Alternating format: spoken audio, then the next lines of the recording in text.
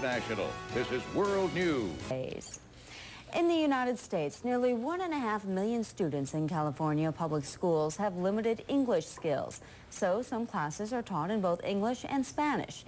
But there has been much debate on whether bilingual education is a help or a hindrance for students. In a few days, residents will vote on the controversial topic. CNN's Jennifer Arthur explains. Education is the hot-button issue in California, and one ballot initiative in the June 2nd primary is being closely watched throughout the United States. If opinion polls are accurate, voters will overwhelmingly pass Proposition 227 to virtually dismantle bilingual education in California. Conservatives are strongly backing the idea, and opponents banked on united opposition from California's large Spanish-speaking population.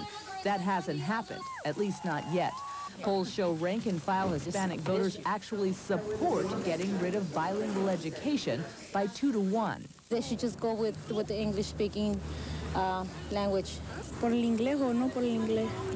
Yeah, I do. So you want both language or just one? Both. In bilingual education, students are allowed to study some subjects in their native tongue while learning English.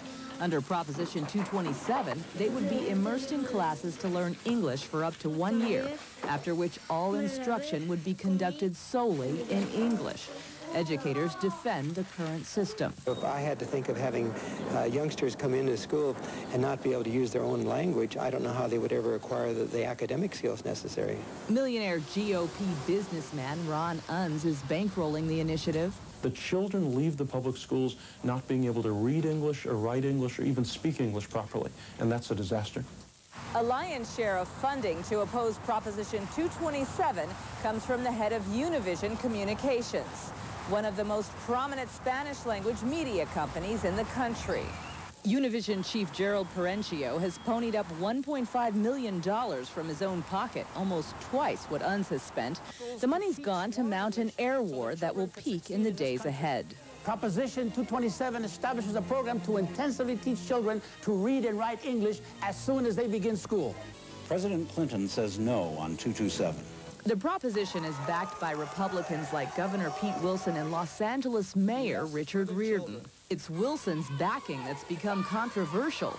Wilson backed measures like Proposition 187 to do away with most public services for illegal immigrants, and Prop 209, which eliminated affirmative action in government programs.